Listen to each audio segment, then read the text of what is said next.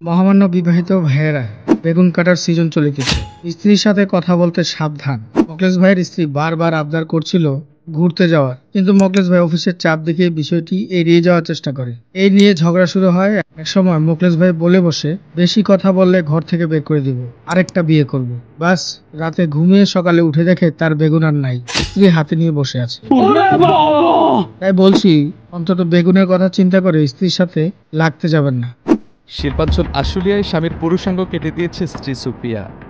এ ঘটনায় স্বামীকে আশঙ্কাজনক অবস্থায় উদ্ধার করে চিকিৎসার জন্য সাভারের এনাম মেডিকেল কলেজ হাসপাতালে ভর্তি করা হয়েছে। কোনো কারণে যদি ঝগড়া লাগেও সেই রাতটা না ঘুমিয়ে কাটিয়ে দিন। আরো কিছু কাজ করতে পারেন, যেমন বেগুনে ঘন্টা বেঁধে রাখতে পারেন। আবার ঘুমানোর আগে ছুরি, কাঁচি, ব্লেড এসব নিরাপদ স্থানে লুকিয়ে রাখতে পারেন। অথবা স্ত্রীকে রাতে একটা ঘুমের ওষুধ খাওয়াতে পারেন, যাতে এক ঘুমের সকাল হয় আর বেগুন জায়গা মতো থাকে। ভুলেও এক্স গার্লফ্রেন্ড অথবা অন্য মেয়ের প্রশংসা করে স্ত্রীকে ছোট করবেন না। সব সময় তার রূপের প্রশংসা করুন, যেন সে মনে করে আপনার কাছে সে ছাড়া আর কোনো মেয়ে সুন্দরী না।